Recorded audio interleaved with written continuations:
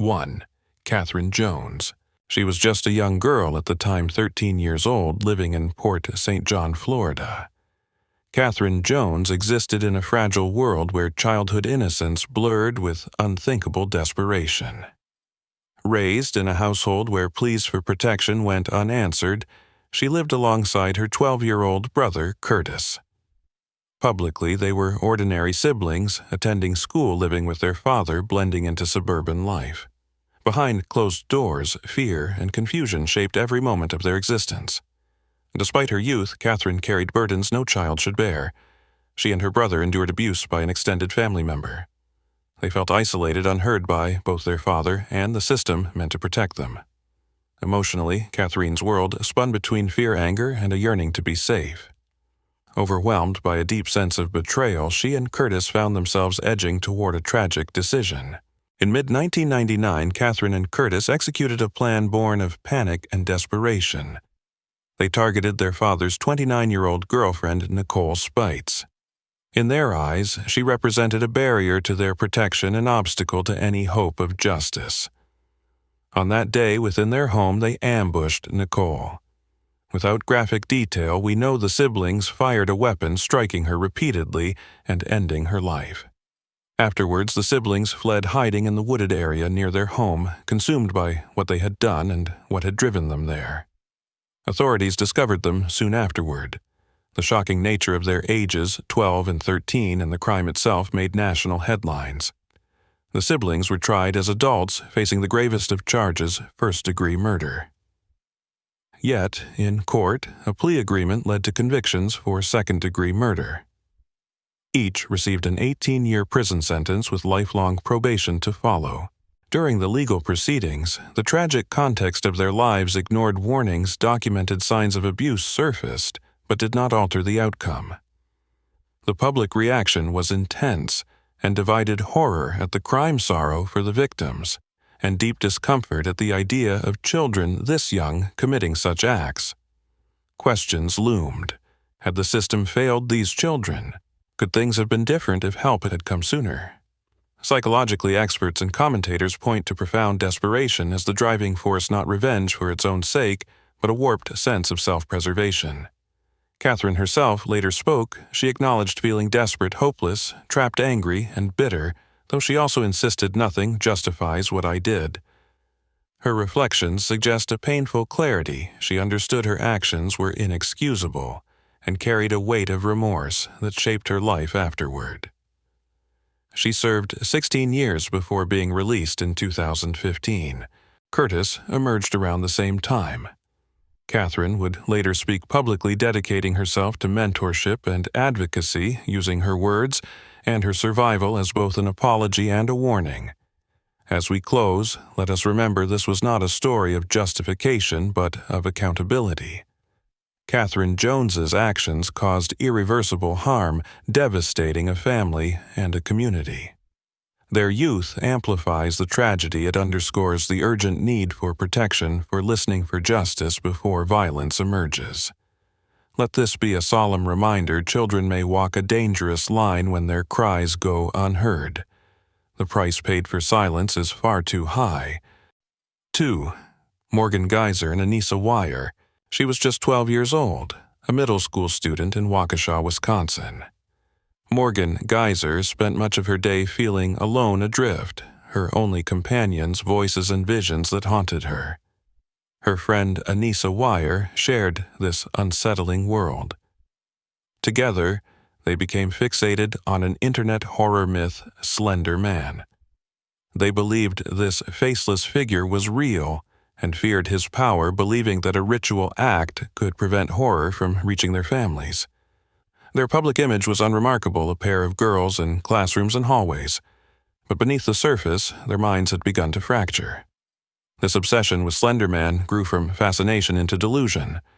Morgan suffered from early-onset childhood schizophrenia. Voices and hallucinations, ghostly figures, imaginary companions. Even conversations with characters from fiction dominated her thoughts. In contrast, Anissa seemed more sensitive, aware of the darkness that had consumed their imagination. But both felt cornered by fear, convinced that only violence would secure safety. Then came the fateful night in late May 2014. During a sleepover, Morgan and Anissa lured their friend Peyton Bella Leutner into a wooded area under the guise of a game. With chilling intent, Morgan stabbed Peyton 19 times. Anissa watched. Their belief this act would appease Slender Man, proving his existence and protecting their loved ones. Peyton, critically injured, survived by crawling to a nearby bike path where a passerby found her and summoned help. She endured hours of surgery and days in the hospital before returning to school that fall. Her resilience echoed far beyond the physical wounds. She turned pain into purpose, later embracing medicine and healing. The investigation was swift. 5 hours after the attack, authorities found Morgan and Anissa walking along the Interstate 94 carrying the weapon. They admitted to their plan to prove Slender Man's existence and appease him.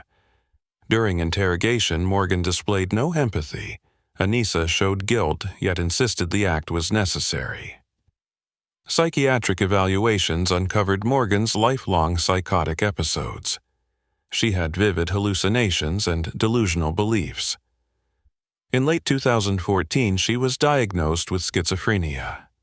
In court, both were tried as adults.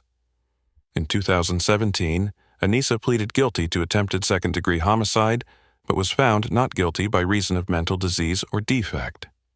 The court ordered her to spend up to 25 years in a psychiatric institution, with at least 3 years confined before supervised release. Morgan pleaded guilty under a plea agreement and was likewise found not guilty by mental defect. She was committed to a hospital for up to 40 years, the maximum allowed reflecting the need for public protection. Anissa was released in 2021 under strict supervision. She moved in with her father, subject to GPS monitoring, restricted internet access, mandatory therapy, and remained under oversight until age 37. Morgan faced multiple release petitions. In early 2025, a court approved her conditional release plan, citing progress and low risk. She will move to a group home with continued supervision. Psychologists and public commentators framed this case as a tragic intersection of youth delusion and digital influence. Their obsession with an internet legend combined with severe mental illness, highlighting dangers of isolation in a digital age. True crime documentaries, including an HBO feature, explored the case with care-sparking conversations about mental health, juvenile justice, and accountability. As this chapter closes, we must not soften what happened. 2 girls, kidnapped by their own minds, inflicted profound harm on a friend whose life was forever changed. They must be held accountable even as we recognize that mental illness may warp perception. It cannot excuse violence. The victim's scars, both visible and invisible, demand justice. Let this story serve as a caution. Unchecked delusion and online myth can end in real tragedy. We must listen, intervene, and protect before innocence shatters, and before what happens in the dark finds its way into the light. 3. Shelia Eddy and Rachel Shoaf. She was just 16 years old, a high school sophomore in Star City, West Virginia. Shelia Ray Eddy had known Skylar Neese since childhood. Friendly faces inseparable at school. Classmates walking home together, laughter shared in hallways. Outside, Shelia's life seemed typical, a teenager navigating friendships, schoolwork, social lives. But beneath the surface, tensions festered. As adolescence pressed on, Shelia drew closer to another friend, Rachel Weier, Shoaf. Their friendship carried a secret intimacy that created distance between them and Skylar. Anxiety swelled as they feared Skylar might expose aspects of their relationship. The emotional environment became unstable. Underneath smiles, Shelia felt cornered, consumed by fear that secrets would undo her. On a summer night in early July 2012, Shelia and Rachel lured Skylar out under the guise of a late ride, a normal escape from curfew and chores. Skylar, with no phone charger or contact lenses packed, simply slipped out of her bedroom window a few minutes past midnight and climbed into the waiting car. Shelia drove them out past the state line into Pennsylvania, where they sometimes gathered. Familiar ground, safe in routine. Then rehearsed as a twisted ritual, they counted together, and at the predetermined moment drove knives into the heart of their friendship. Skylar struggled, tried to flee, but they overpowered her. When the attack ended, Shelia and Rachel attempted to hide the truth, first seeking to bury her, then covering her with branches and leaves. They cleaned themselves, changed clothes, and drove away as if nothing had happened. For months, Shelia feigned innocence, helping search teams, comforting Skylar's grieving family, pleading ignorance while investigators chased every lead. It was only when Rachel's guilt could no longer be contained that she broke. In early 2013, Rachel confessed leading authorities to Skylar's hidden remains in the woods across the border. Shelia faced adult charges, first-degree murder, kidnapping, conspiracy. In early 2014, she pleaded guilty. The court did not overlook her age. Under state law and Supreme Court precedent, juvenile offenders must have the possibility of parole even on life sentences. She was sentenced to life with mercy, eligible for parole after 15 years. Psychologically, experts point to a toxic blend of adolescent instability, suppressed emotions, and fear of exposure. Shelia was not a hardened criminal, but a teenager who let internal turmoil overcome reason. Her actions were premeditated, driven by private anguish masquerading as normalcy. The betrayal runs deeper because Skylar was her best friend. This case stretched far beyond one tragic act. It prompted legislative change. Skylar's law amended West Virginia's Amber Alert system, allowing faster public alerts when any child is missing and believed to be in danger, eliminating archaic waiting periods. As the chapter closes on Shelia Eddy's story, there can be no sympathy for the choice she made. Through betrayal disguised as normalcy, she extinguished a life filled with potential. Skylar was vibrant, academically gifted, planning a future as a criminal defense attorney while working evenings at a local restaurant. We must face this truth with moral clarity. Youthful confusion does not excuse violence. Manipulated secrets and jealousy can shatter not only lives but communities. Justice demands accountability even when the accused are merely 16 years old. Skylar deserves more than grief. She deserves our vigilance. Let Shelia's story be a warning. When youthful turmoil is left unchecked, the result can be unspeakable. And we must act before friendship becomes betrayal and darkness replaces innocence. 4. Sarah Kolb. She was 16, a student at an alternative high school program in East Moline, Illinois. Sarah Ann Kolb navigated a life that seemed ordinary at first glance, attending classes, driving out for lunch with friends, and maintaining a social presence among her peers. She lived with her mother and stepfather in a nearby town and was seen publicly as confident, even popular within her circle, especially at the local outreach center where students earned their GEDs. Among her classmates was Adrienne Lee Reynolds, a newcomer from Texas, also 16, who enrolled at the same program with dreams of joining the Marines. When Adrienne began to attract attention from classmates, especially from Sarah's friend Corey Gregory, Sarah's feelings shifted. Jealousy and personal resentment began to replace familiarity, and a critical rift took hold. On a winter afternoon in January of 2005, Sarah invited Adrienne to join her Corey and another peer for lunch at a Taco Bell. Tension surfaced when Adrienne reportedly asked Corey out, sparking an argument with Sarah. Back in the parking lot, the confrontation escalated tragically.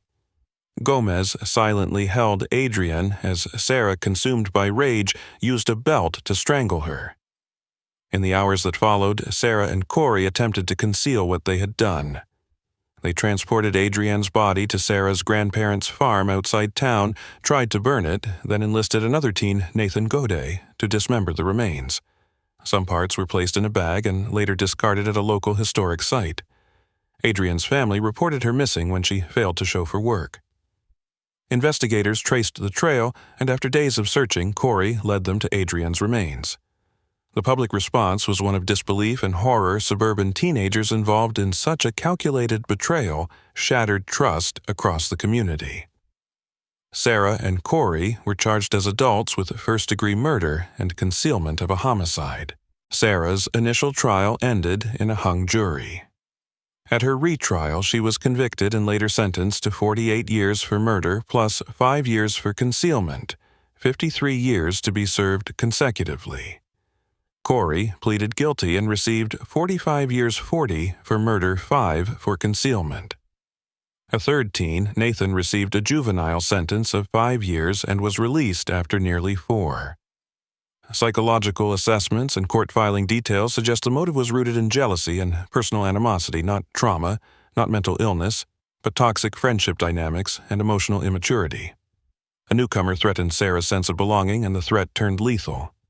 This was premeditated, calculated violence born from adolescent rivalry not protected by youth or confusion.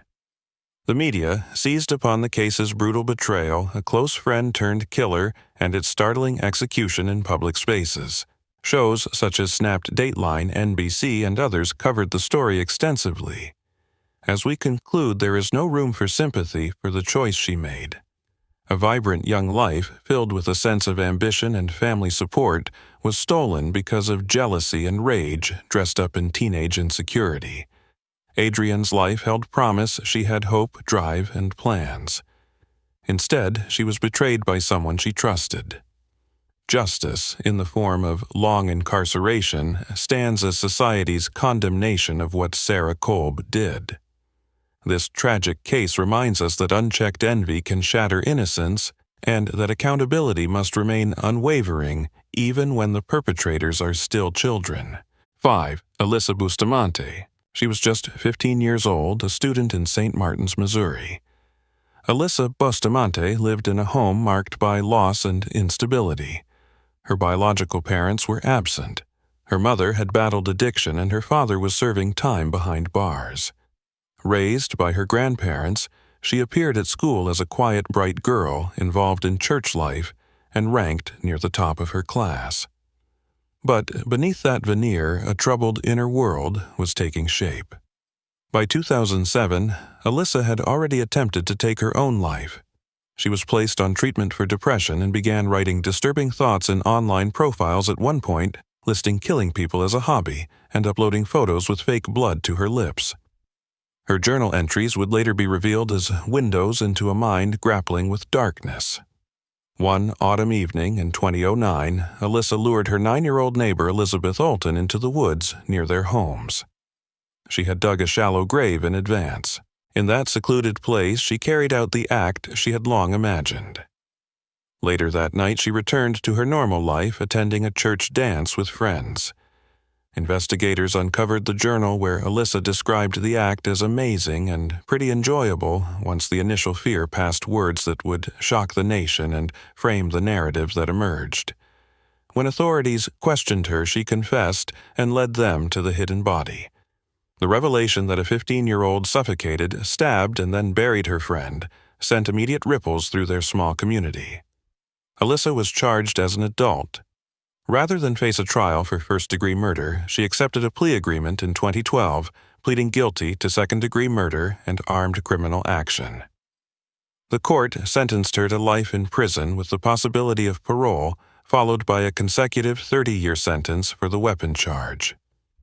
Appeals were denied, though changes in juvenile sentencing law briefly allowed for a parole hearing in 2024. The parole board ultimately declined her release, ensuring she will likely remain incarcerated until well into middle age, possibly even beyond 70. Her trial and hearing were emotionally charged. Prosecutors labeled her a thrill killer, pointing to her lack of remorse and the senseless nature of the crime. Elizabeth's grandmother, overwhelmed by grief, shouted that Alyssa should be released only the same day Elizabeth gets out of the grave.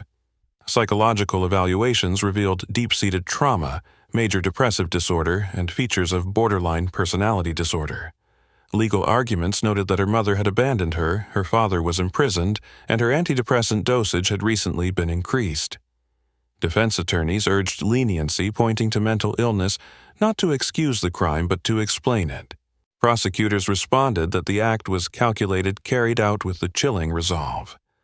As this story closes, there must be no softening of accountability.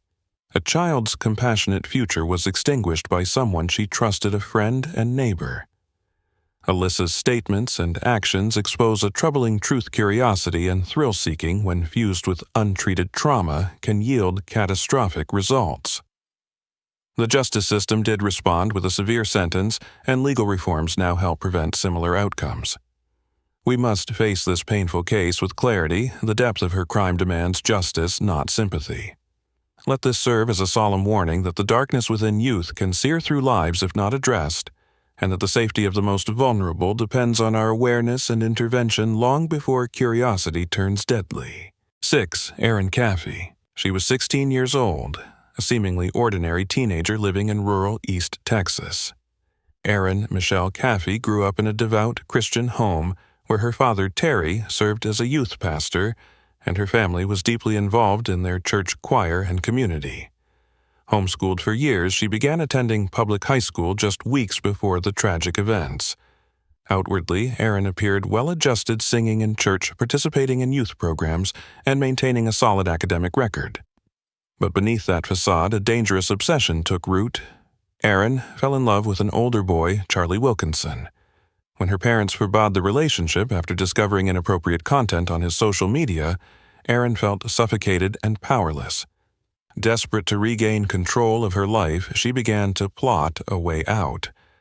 The plan, fueled by teenage rebellion and distorted romance, was chilling. She intended to eliminate her own family to free herself from their restrictions. In the early hours of March 1, 2008, that plan turned into a nightmare. Under Erin's instruction, Charlie Wilkinson and Charles Wade entered the family's home. Erin waited in a parked car outside with a friend, Bobby Johnson. Inside, violence erupted. Her mother and 2 younger brothers were killed. Her father was shot multiple times but survived. Then the attackers set the house ablaze. Erin drove away with Bobby, concealing the betrayal that had shattered her family's world. Authorities swiftly uncovered the plot. Her father, badly injured, survived and soon implicated his own daughter. Erin was arrested, and all 4 involved pleaded guilty. Erin received 2 concurrent life sentences, with her first parole eligibility set decades into the future. Charlie Wilkinson and Charles Wade were given life without parole. Bobby Johnson, the driver, received a long term in prison as well, but with a chance for eventual release. The courtroom and the wider public were stunned. Here was a betrayal that went beyond typical adolescent conflict, a murder plotted by a daughter against her own family. The horror of that morning was compounded by how calculated the plan had been. The media covered the case extensively, with national programs like ABC 2020 true crime books and documentaries delving into how a church-going, seemingly normal teen could mastermind such tragedy. Erin's participation in the choir and her outward piety made the betrayal all the more jarring. Psychologically, the case speaks to a toxic mix of adolescent conflict, romantic fixation, and perceived oppression. Erin felt cornered, her family's boundaries felt suffocating, and she viewed her relationship as her only path to freedom. In interviews, she portrayed herself as torn between loyalty and love, though experts say that does not excuse the violence. The crime was premeditated and executed with chilling resolve. There is no compassion in this conclusion, only condemnation. A mother and 2 young boys were robbed of life by someone they trusted, someone they loved. Erin's actions represent a betrayal so profound that it shook her community's faith in familial bonds and morality. Justice, in the form of enormous prison terms, reflects the magnitude of her crime. Let this serve as a clear caution: unchecked obsession and misguided desperation can breed unspeakable cruelty. And in those moments, enforcement of responsibility must remain absolute, unyielding, and just. 7. Sarah Marie Johnson. She was 16. Sarah Marie Johnson, a high school student from Bellevue, Idaho. At Wood River High School in nearby Haley, she appeared inside a tight-knit family and religious community as respectful and reserved. Her parents, Alan Scott Johnson and Diane Johnson, were active in church life and known as loving, hardworking people.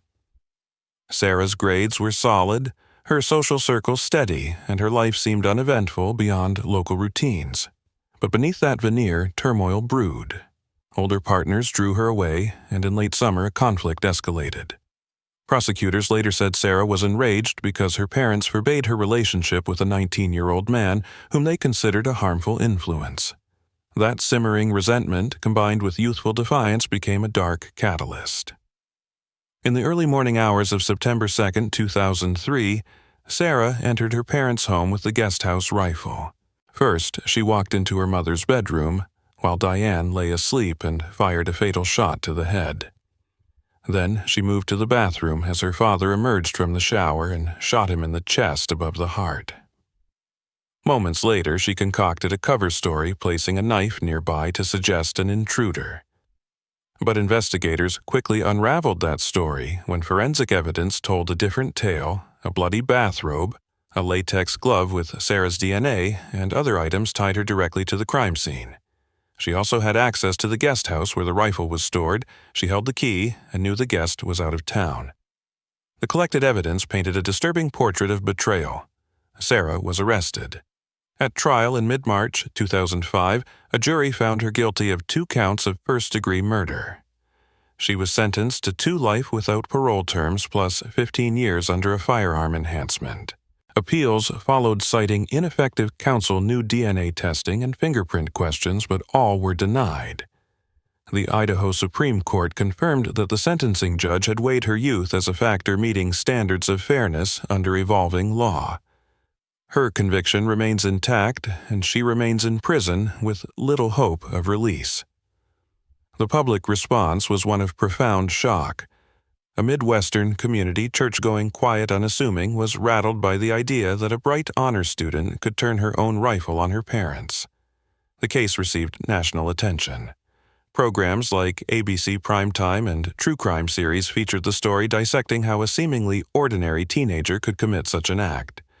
Psychologically, experts surmise a confluence of immature judgment, romantic desperation, and impulse control failure. Sarah apparently viewed eliminating her parents as the only option to escape their control. That does not excuse her actions, nor does it reduce the impact of her betrayal. It underscores that adolescent turmoil unchecked can lead to irreversible consequences. In closing, there is no space here for mitigation through sentiment. The victim's loving parents were robbed of life by their own child. Sarah's youth does not obscure her responsibility. Justice, in the form of life behind bars, stands as a stark rebuke of her crime. Let this case be a sobering lesson when resentment festers behind closed doors, and despair turns to desperation. Tragedy may follow. And we must remain watchful, whether in schools, homes, or communities, to prevent innocence from being shattered in silence. 8. Christa Gail Pike. She was 18 years old, a student enrolled in a Job Corps program in Knoxville, Tennessee. Christa Gail Pike hailed from a childhood fractured by instability. A fractured family, neglect, and early psychiatric treatment marked her upbringing, and suicide attempts had occurred before her teenage years. Within that troubled background, she seemed withdrawn, but engaged in her own path toward skill training, striving for a better life through the Job Corps system. Obsessed with a romantic rivalry, she believed that her 19-year-old classmate, Colleen Slemmer, was trying to win her boyfriend's attention. Already leaning toward the occult, Pike and her then-boyfriend, Darrell Shipp, planned to confront Slemmer in isolation. This toxic combination of jealousy, delusional belief, and obsession became the psychological tinder that set the stage for tragedy. On the evening of January 12, 1995, Pike lured her classmate to a remote, abandoned steam plant by feigning peace with marijuana as bait. At that secluded spot, Pike, aided by Shipp while another friend kept watch, assaulted Slemmer for half an hour. She taunted her inflicted wounds and etched a pentagram into her chest. Finally, Pike struck her with a heavy chunk of asphalt and killed her. In a disturbing act of dominance, she kept a piece of Slemmer's skull as a morbid souvenir, which later led investigators right to her. Authorities discovered the body the next morning. Forensic logs revealed that 3 had left the dorm together, but only 2 returned. In Pike's jacket pocket, officers found the macabre fragment, undeniable evidence against her. Within 36 hours, all involved were arrested, and Pike soon confessed, claiming to investigators that the act was meant to scare Slemmer but spiraled out of control. She was tried as an adult and in 1996 found guilty of first-degree murder and conspiracy. The jury determined the killing was especially cruel and calculated torture was present, and Pike aimed to prevent lawful arrest. She was sentenced to death by electrocution, becoming the youngest woman in modern American history to receive that penalty. Christa Pike remains the only woman on Tennessee's death row housed in the Deborah K. Johnson Rehabilitation Center in Nashville. In recent years, she filed appeals citing her youth traumatic upbringing and mental health challenges, including brain damage and severe childhood abuse, as mitigating factors. Courts, however, have repeatedly upheld her conviction and sentence. As of today, no execution date has been set. Mental health professionals who examined her commented on her deep history of trauma, brain abnormalities, and possible bipolar condition, evidence that, while explanatory, in no way excuses her brutality. In closing, there is no nuance that softens this crime. Christa Pike's actions were calculated and devastating. A young woman turned a place of learning into a site of horror. Justice, in the form of a death sentence, underscores the severity of her betrayal. While understanding the roots of a criminal's motives is vital, the accountability must remain absolute. Let her story stand as a warning. Obsession, when fueled by rage and unchecked suffering, can lead to irreversible violence. And in such cases, responsibility cannot be sidelined. 9. Melinda Loveless. She was 16 years old. Melinda Gail Loveless, a troubled teenager from southern Indiana.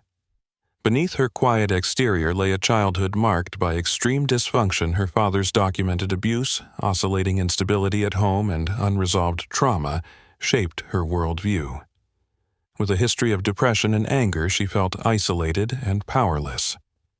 When her former girlfriend Amanda grew close to 12-year-old Shanda Scherer, Melinda's resentment turned into fixation. She resented being replaced and vowed revenge. Jealousy consumed her, and nothing could stop it. In mid-January 1992, Melinda orchestrated a plot with three peers, 17-year-old Lori Tackett and 15-year-olds Hope Rippey and Tony Lawrence. They lured Shanda from her father's house under a false promise of a meeting with Amanda, then drove her to a remote ruin known locally as the Witch's Castle. There, Melinda and Lori captured Shanda, tied her with rope, taunted, and threatened her before believing she was dead and leaving her in the car's trunk.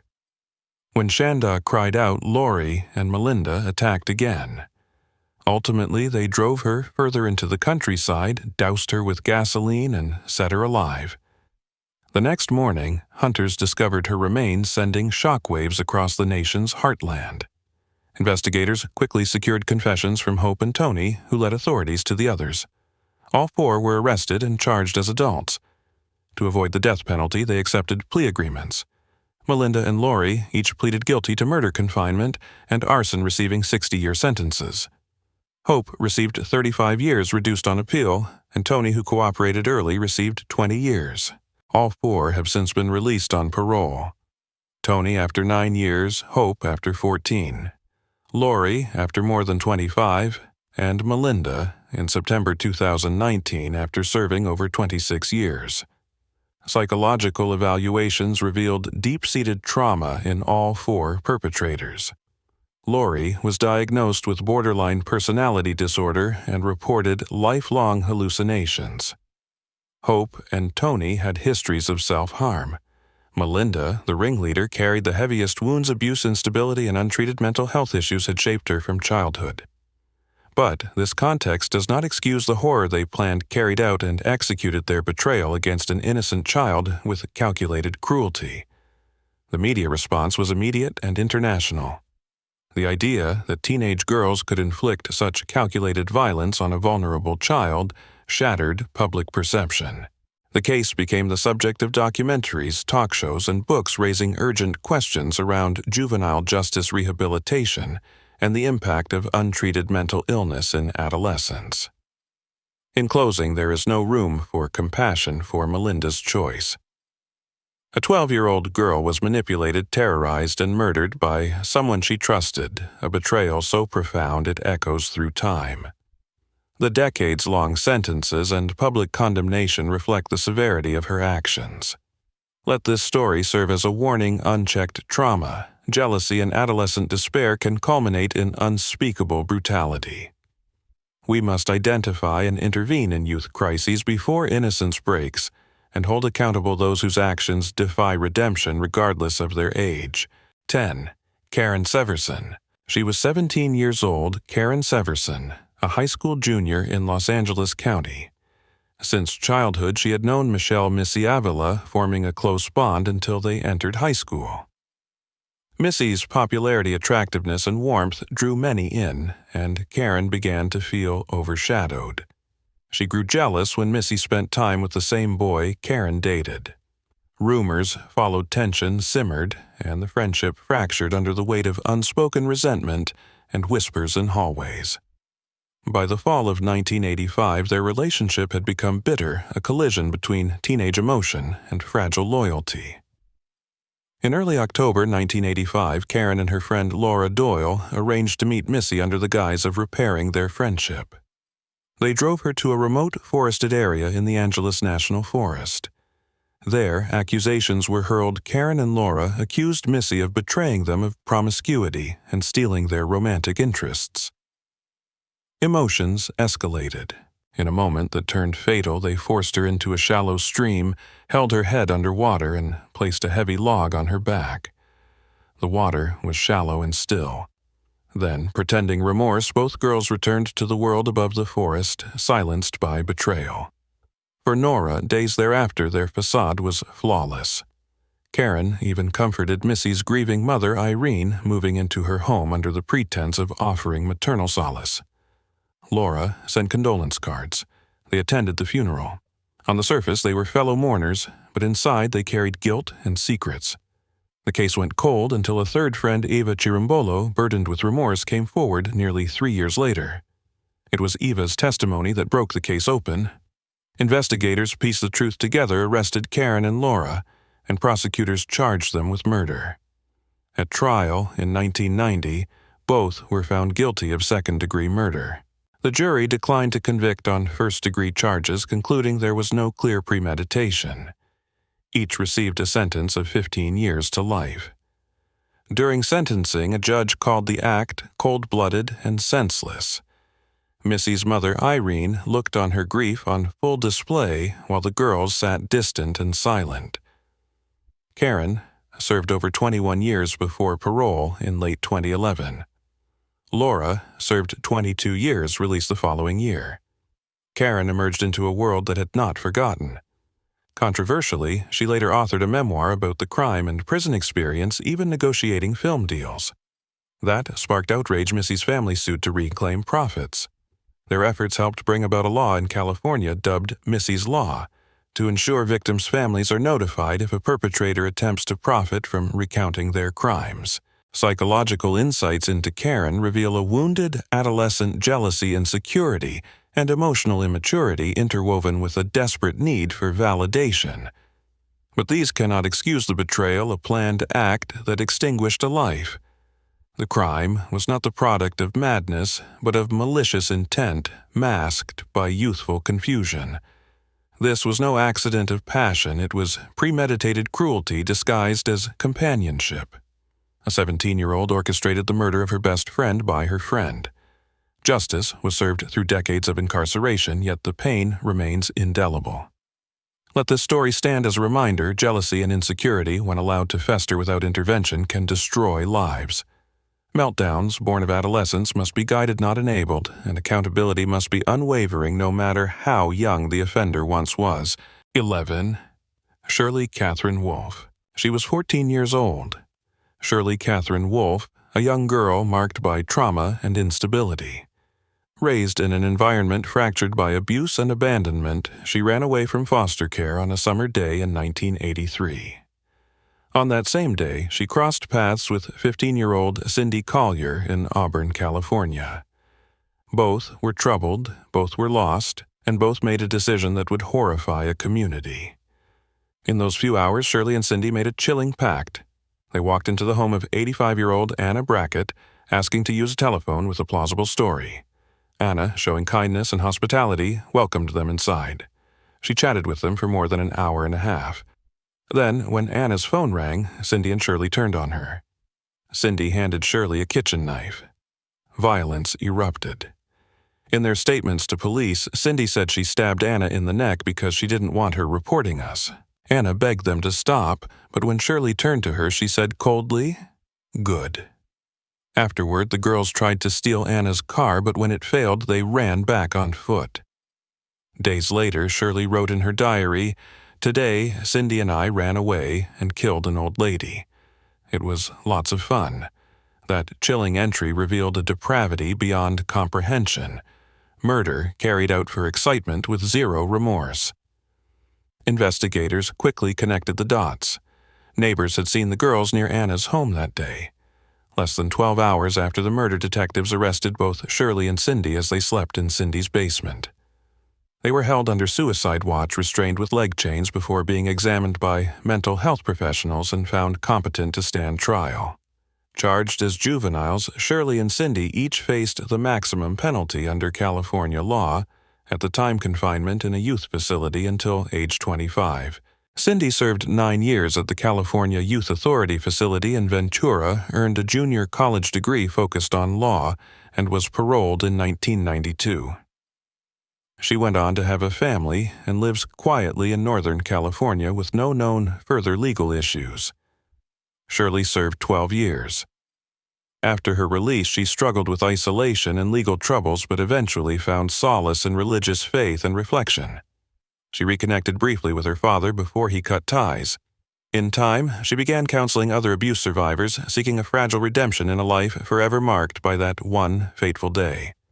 Psychologists who reviewed the case noted that both girls suffered immense childhood trauma, abuse, abandonment, neglect.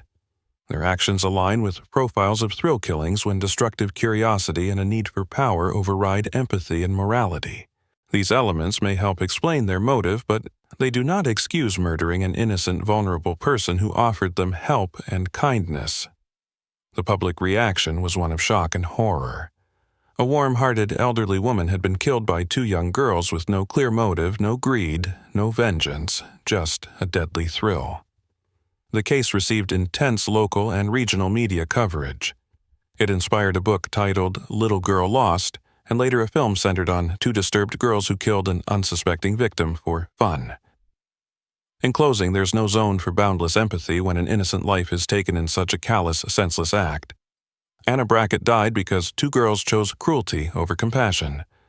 The justice system responded with confinement and accountability was enforced.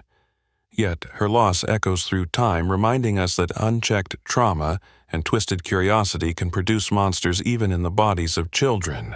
We must remain vigilant, intervene early, and never forget that violence carried out in the name of fun is a failure of society's most basic duty to protect the vulnerable. 12. Brenda Ann Spencer. She was 16 years old. Brenda Ann Spencer, a quiet teenager living across the street from Grover Cleveland Elementary School in San Diego, California. In a household marked by poverty and turmoil, she lived with her father in a sparsely furnished home, scattered with empty bottles. Brenda had a history of neglect. Later, she would claim abuse and emotional abandonment by her parents. Teachers knew her as distant and apathetic. She skipped school, spoke of violence, and had once broken school windows with a BB gun, landing her on probation, and followed by a recommendation for psychiatric treatment, one that was denied by her father. At Christmas, he gifted her a Ruger 10/22 rifle with scope and hundreds of rounds. Brenda later remarked, "I asked for a radio and got a rifle." On a Monday morning, January 29, 1979, seated at her bedroom window directly facing the school, she aimed the rifle at children lining up and waited for the gate to open. Without warning, she began shooting. In quick succession, she struck and killed the principal as he tried to help, and a custodian who rushed to protect students. Several children and a responding officer were wounded. Brenda unleashed about 36 rounds in total. Police blocked her line of fire with a garbage truck and eventually negotiated her surrender, promising her a fast food meal if she came out peacefully. Within hours, a reporter dialed her home. When asked why she did it, Brenda uttered the now infamous line, "I don't like Mondays. This livens up the day." That statement echoed worldwide, searing into the public psyche and inspiring the hit song "I Don't Like Mondays" by the Boomtown Rats. Brenda was tried as an adult and pleaded guilty to 2 counts of first-degree murder and assault with a deadly weapon. In 1980, she was sentenced to concurrent terms of 25 years to life. In prison, she was diagnosed with epilepsy and depression and assigned to the California Institution for Women in Chino. Her case received immediate intense media coverage, the first highly publicized American school shooting. It raised urgent questions about adolescent mental health gun access and the latent dangers behind dismissive statements like, "I don't like Mondays." Brenda came to be considered the first modern high-profile school shooter in the United States, marking a tragic precedent for later tragedies. She became eligible for parole after serving 25 years. Over the decades, she applied multiple times. In each hearing, 1993, 2001, 2005, 2009, 2019, 2022, and most recently in 2025, her requests were denied. Prosecutors, survivors, and victims' families consistently argued that Brenda displayed no genuine remorse, and the crime's impact demanded continued accountability. Her notoriety, combined with the gravity of her actions, led the parole board to conclude she was still unsuitable for release. Her next hearing is not scheduled sooner than 2028. Psychological experts note that Brenda suffered from deep trauma abuse, neglect depression, a brain injury from childhood, and possibly suicidal ideation. Yet, her actions show deliberate violence aimed at causing chaos, not a momentary lapse or reaction to acute danger. In later parole hearings, she confessed to feeling partially responsible for subsequent school shootings, acknowledging that others might have been inspired by her actions, but that remorse came far too late. In closing, there is no excuse for Brenda Spencer's actions. A community's children. One principal and a custodian were irrevocably harmed by a choice made in cold detachment. Her declaration remains chilling. This livens up the day.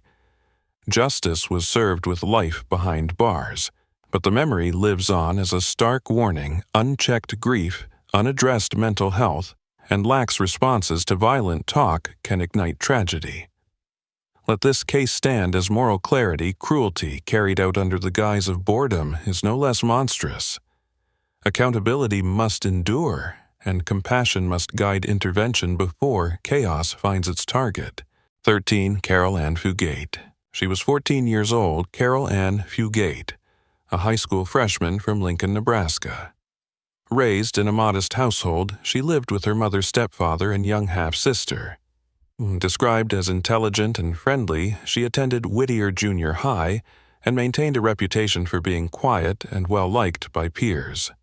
In 1956, when she was just 13, Caril began a relationship with Charles Starkweather, a high school dropout several years her senior, introduced through her sister's circle.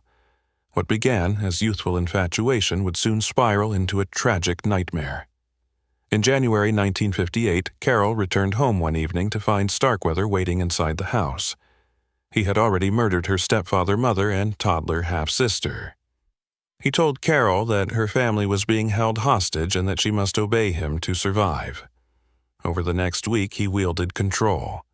Caril later maintained that she was a hostage, not a partner. Yet investigators argued she had multiple chances to escape, and Starkweather's own testimony suggested complicity. Together, they fled crossing Nebraska and into Wyoming, and committed a series of murders that left several families dead. One victim was a friendly teenage couple who stopped to help them. Another was a wealthy family, and at least one other was a traveling salesman on the road. Their trail of violence captivated the public and turned Caril's story into a media and cultural touchstone. When they were captured, Caril was arrested and tried as an adult, the youngest woman ever in U.S. history to face a first-degree murder charge. Though she insisted she was coerced, a jury convicted her for her role in the death of one of the victims, finding her hostage claim not credible. The prosecution did not seek the death penalty, likely due to her age. She was sentenced to life in prison in 1959. In 1973, her sentence was commuted to a term of 30 to 50 years, making her eligible for parole. She was released in 1976 after serving 18 years and went on to rebuild her life under a new name. Settling in Michigan, she worked as a nanny and in hospital support roles, later marrying. Psychological analysis of Caril's case remains complex and contested. Some scholars and documentarians argue she was a traumatized victim of manipulation, coerced into compliance by an older controlling partner. The Showtime documentary series The 12th Victim re-examines her narrative, suggesting that she was unjustly blamed and suffered a profound miscarriage of justice. Still, others maintain she had opportunities to escape or raise alarm, and that her actions, however coerced, resulted in multiple deaths. The legal system held her accountable, and her conviction remains on record. Her case illuminates the murky intersection of youth-controlled trauma and accountability. In closing, Caril Ann Fugate's story remains a haunting case study of how youthful vulnerability can intertwine with violence. Despite her young age and claims of coercion, the law judged her culpable. The result was decades behind bars and a life forever shaped by notoriety. May her story remind us that trauma and allegiance can cloud moral judgment, but accountability must stand firm. Society must remain discerning, protective of its youth, and unflinching in admitting the complexity of cases that blur the line between coercion and complicity.